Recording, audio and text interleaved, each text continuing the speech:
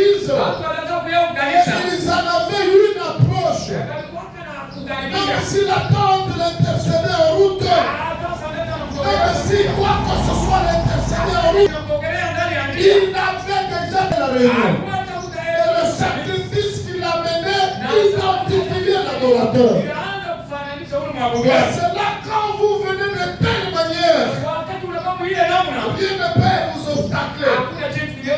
C'est une mauvaise manière de venir à l'église le soir. Mais c'est là que frère dit nos prières deviennent comme une tradition. Quelqu'un vient à l'église comme une tradition. Il vient dans un hangar à rouge-gorge au lieu d'aller rencontrer son Dieu. Vous attendre à être guéri sans avoir eu de bons et longs moments de prière avant de quitter votre maison. Seigneur, je désire que tu fasses quelque chose pour moi ce soir. Lorsque j'arriverai là-bas ce soir, le Saint-Esprit introduit chaque parole dans mon cœur. Que la foi puisse s'y ancrer. Et que je puisse me lever carrément dans la réunion. Et recevoir ma guérison, Seigneur. Et m'amener parfaitement, Seigneur, guéri. C'est une mauvaise façon de venir à l'église ce jour-ci. Je parle à l'église ce soir et je m'adresse aux adorateurs qui viennent sans se préparer. Je vous apprends que vous obtiendrez un obstacle. Et les réunions se refroidiront pour vous. Les prières n'auront pas une longue course. Tu vas prier, tu n'iras pas plus loin. Parce que tu ne viens pas comme frère madame le décrit ici. Tu ne laisses pas le Saint-Esprit prendre son office dans ton âme. Afin que tu sois si assoiffé de rester à la prière jusqu'à ce que Dieu t'accorde. Et vous venez, le téléphone ouvert. Le téléphone ouvert. Vous répondez les messages. À ce moment-là, vous serez guéri. Mais si vous prenez une très grande souper, et que vous vous disputez à la maison pendant un petit moment, et quelqu'un avant la prière, il s'est disputé un moment, et que vous fassiez des discussions tout au long du chemin, des discussions tout au long du chemin, lorsque vous viendrez ici, vous rentrerez probablement tel que vous étiez arrivé. Vous rentrerez probablement tel que vous étiez arrivé. Est-ce que vous dites Amen à la parole? Amen. Lorsque tu viens de cette manière, tu dors, tu penses au foufou, tu réponds au message, tu n'es pas ici, Seigneur bénis-tel. C'est là que nos réunions sont refroidies. Et tu vas sortir comme tu es venu. Parce que tu n'es pas venu comme le décret Frère. C'est là que Frère Madame dit, il y a toujours des chemins en route au-devant de vous. Et il y a le sentier de Dieu, la voie que tu as pourvue. Si les enfants d'Israël avaient essayé de contourner, de descendre dans cette voie-ci, ils auraient eu des ennuis. Ils devraient suivre la nuée de feu. La colonne de feu qui les conduisait. Ils ont suivi cela. Écoutez mes amis, ce soir, si l'église suit seulement la colonne de feu, suit le Saint-Esprit, vous atteindrez Cana au aussi certainement que tout. Il dit, Dieu a une voie, la voie à laquelle il a pourvu. Paragraphe 21, il dit, il y a deux voies qu'un homme peut suivre. Sa voie est la voie de Dieu. C'est la bonne, il dit, c'est la bonne voie ou la mauvaise voie. Il dit, votre voie est toujours la mauvaise. Est toujours la mauvaise. Il y a à aller à l'église. Il y a la belle-mère qui me dit non, attends, moi je vais arriver. C'est deux voies différentes. Et votre voie est celle dont tu as attendu la belle-mère. Et la voie de Dieu, c'est celle qui t'a dit va à l'église et va attendre. Parce que quand on a mis les 30 minutes de prière avant le début de la réunion, pas moi, lorsque nous mettons, lorsque nous, à l'église, il y a dans l'ordre, il y a 30 minutes avant la réunion. Alors, les 30 minutes là, c'est pour se dépouiller de tout. Et alors la réunion commence. L'esprit est disposé. Mais si tu viens, il y a eu des discussions en route. Il y a eu des palabres partout là. Frère Branham dit tu rentreras tel que tu es venu. C'est là où les réunions de prière deviennent froides. Parce qu'on n'a pas préparé la prière à la maison. Branham dit il y a deux voies. Il y a la voie de Dieu et la voie de l'homme. Et la voie de l'homme est toujours la mauvaise. Et votre voie est toujours la mauvaise. Tandis que la voie de Dieu est toujours la bonne. Vous ne pouvez pas être dans votre propre voie et encore dans la voie de Dieu à la même fois. Il vous faut sortir de votre voie pour aller prendre la voie de Dieu. Aller dans la voie de Dieu. Quand on me gifle ici, je dois quitter dans ma voie et j'entre dans la voie de Dieu. Et qu'est-ce dit la voie de Dieu? Si on me tape ici, Jésus dit présenter l'autre Jésus. Tapez encore là-bas. C'est ça la voie de Dieu. Et la voie de l'homme est toujours mauvaise. Et s'il vous plaît mes amis, prenons toujours la voie de Dieu. Et nous allons récolter de bonnes choses. Amen. Amen. L'homme a toujours voulu suivre sa propre voie. Il commence dans le jardin d'Éden. L'homme a toujours voulu se débrouiller pour avoir par son effort, alors que Dieu a tout prévu pour lui. Alors je vais faire ça. Comme il y a ça, moi je vais faire ça. Mais quelle est la voie de Dieu? Qu'est-ce que Dieu a dit de faire? Souvent nous prenons notre propre voie. Souvent nous voulons satisfaire notre propre voie au lieu de prendre la voie de Dieu. La voie de Dieu est légale au lieu de notre propre voie. Pour chaque chose, il y a deux voies. C'est la bonne et la mauvaise. Il dit, ce sont les voies et la voie de Dieu. Et vous ne pouvez pas être à la fois dans la voie de Dieu et la voie de l'homme. Vous devez renoncer à vos propres voies pour entrer dans la voie de Dieu. Vous devez sortir dans votre propre voie pour entrer dans la voie de Dieu.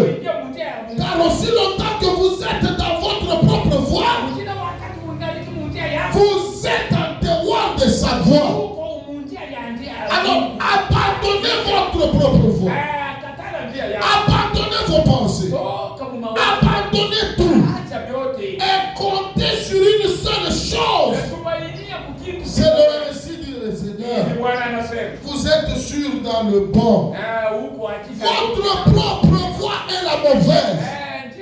Quand nous nous mettons à prier, votre propre voix vous dit tu es fatigué. Tu ne vas pas rien recevoir. Tu es fatigué. Laisse. Commence à faire ça. Laisse. Tu es fatigué. Tu as prié hier, Dieu ne t'a pas écouté. C'est votre propre voix. Et Satan vous en enseigne pour vous faire quitter la voix de Dieu. Mais la voix de Dieu, elle vous dit persévère. Va de l'avant. Persévère. Va encore de l'avant. Abandonnez votre propre voix. Abandonnez vos propres pensées. Abandonnez vos propres désirs. Abandonnez vos propres besoins. Prenez la voix de Dieu. On m'a insulté, je prends la voix de Dieu. On m'a critiqué, je prends la voix de Dieu. Je viens à l'église fatigué, je prends la voix de Dieu. La voix de Dieu est toujours la meilleure. Mais votre propre voix est la mauvaise. Dieu a dit non, ne mange pas la nourriture du mal du bien du mal. Et l'homme dit, oh, si je mange, bon, je mange quand même la parole, je mange quand même ici. Mais quand chaque fois je mange la parole, je suis chaque fois avec l'arbre de la vie. Donc je peux quand même manger, il n'y a pas de problème. Quittez votre propre voix. Soit dans la voix de Dieu. Elle est celle qui vous amène à bon port. Elle va vous amener sûrement. Écoutez, frère Madame dit n'ayez pas peur au point 21. Il dit Zaché avait une petite fille qui s'appelait Rebecca. Lorsque le maître devait le rencontrer, alors qu'il partait, il était sous l'agitation par la prière de Rebecca. Et alors que le maître venait, il est monté dans un sycomore. Et il a dit, eh bien, il dit, je m'asseyerai ici, au point d'intercession. Au point d'intercession. C'est là où je vais m'asseoir. Frère Branham dit, c'est un bon endroit à s'asseoir. À la bifurcation de deux voies. C'est-à-dire vos idées et la parole de Dieu. Vous êtes entre les deux. À l'intercession. À la bifurcation. Frère Branham dit, Zaché a été entre la voix de Dieu et ses propres idées.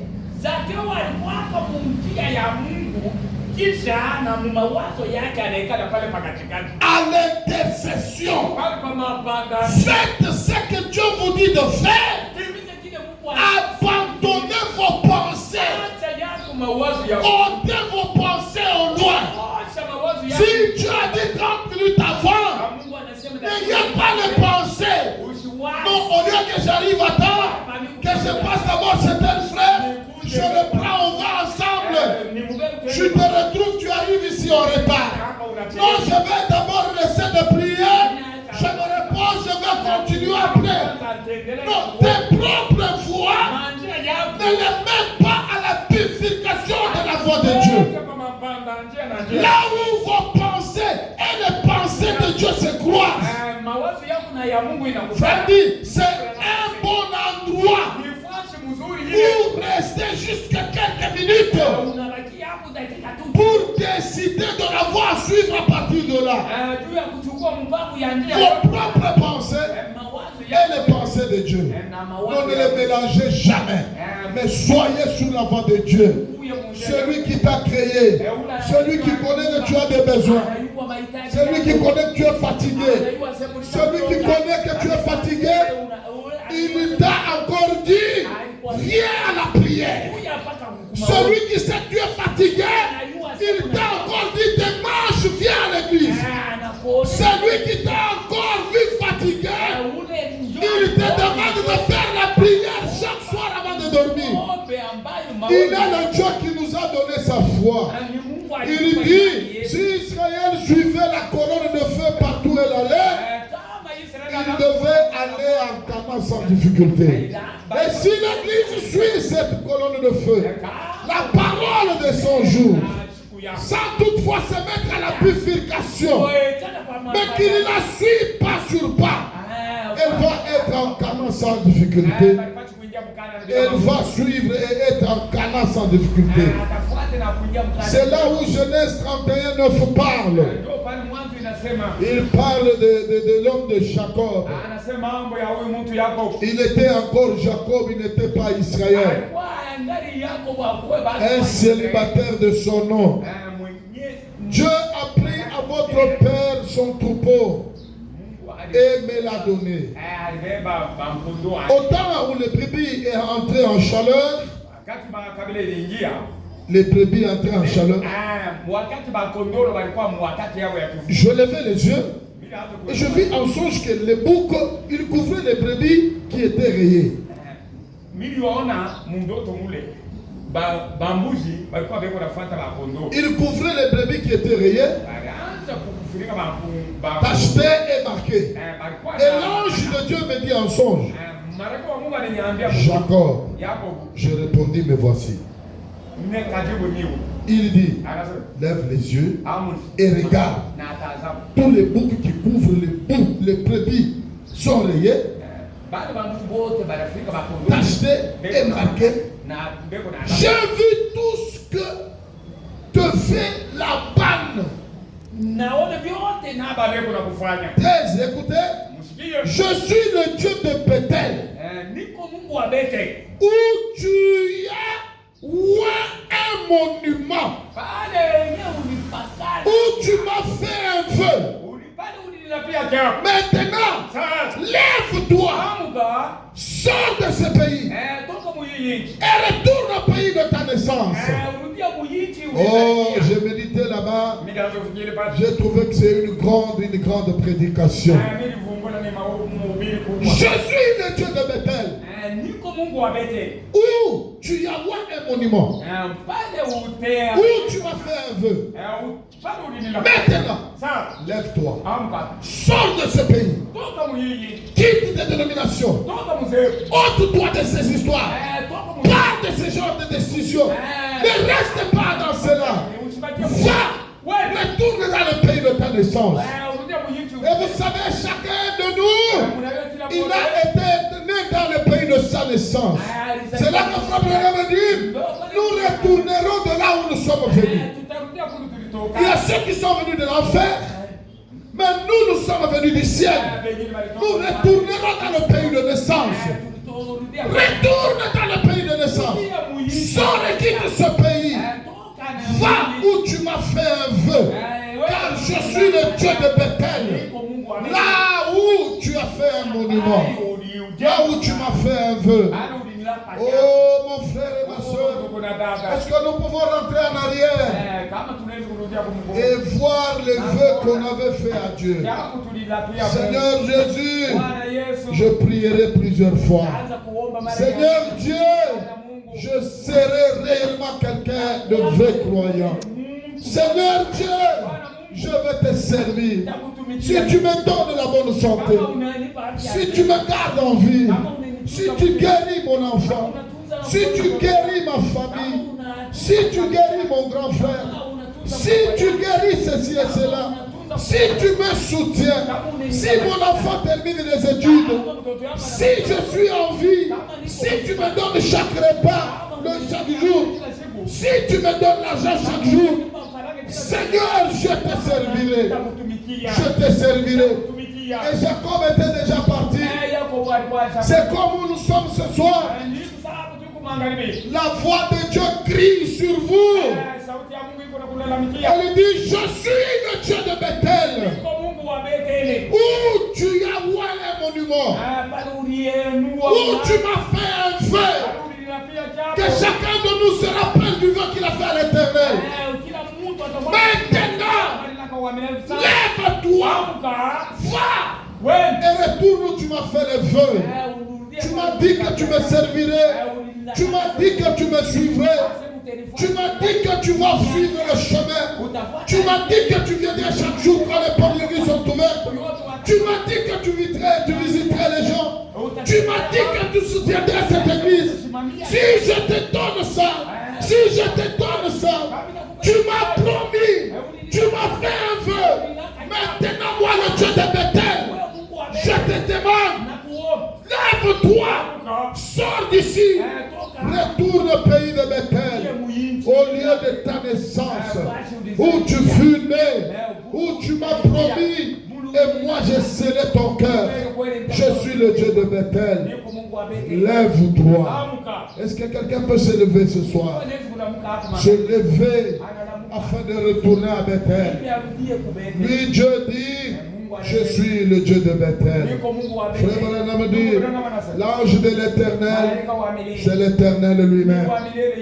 Frère Branham nous a dit, quand Dieu envoie un peuple, il ne cesse de leur envoyer un ange.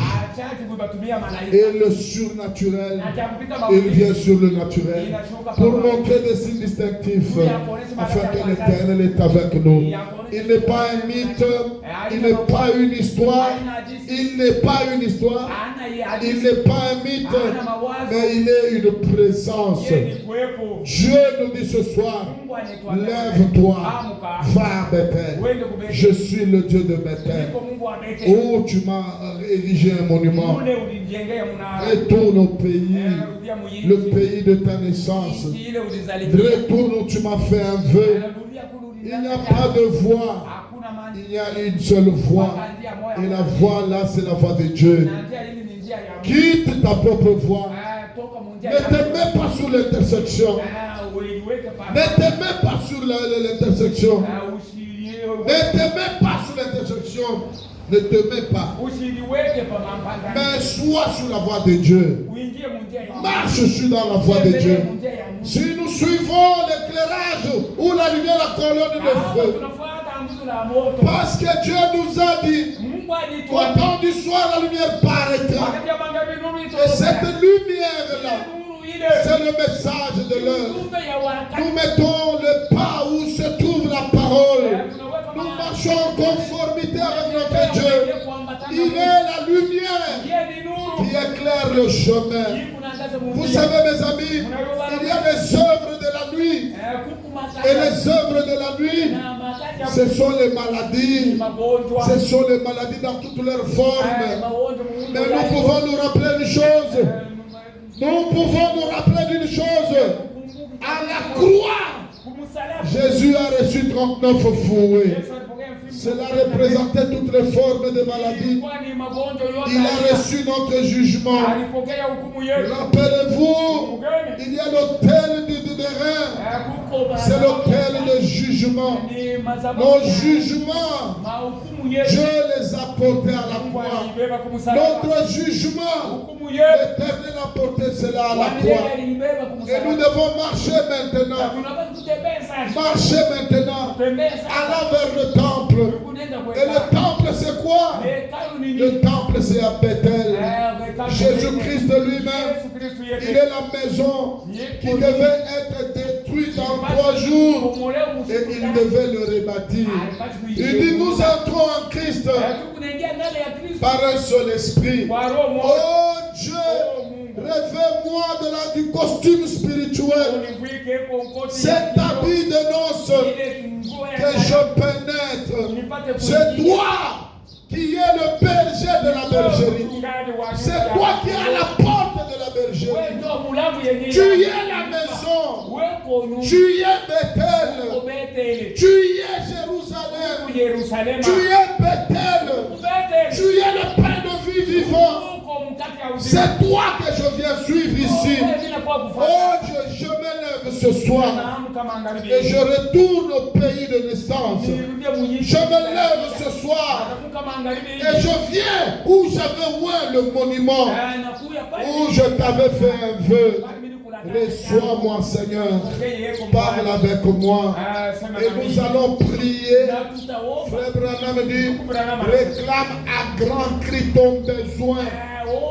Et Dieu te le rendra. Dieu te le donnera. Est-ce que quelqu'un peut se tenir debout ce soir et qu'il puisse lever les mains et qu'il puisse parler à son Seigneur et lui dire, oh Dieu, tu m'as appris cela. Je me suivre vraiment cette lumière et pas rester dans les ténèbres. Il n'y a qu'une seule voie à suivre, c'est la voie de Dieu. Ne me laisse pas être sur l'intercession entre les pensées et les pensées du Seigneur, mais que je sois sur la voie de l'Éternel, suivant l'autel, suivant plutôt l'étoile, suivant plutôt la lumière, pour juste aller vers toi. Éternel, écoute-moi. Éternel, réponds-moi. Éternel, parle avec moi. Dieu, il écoutera. Nous allons lever les mains, nous allons fermer les yeux et nous allons prier ce soir. Prions tous ensemble.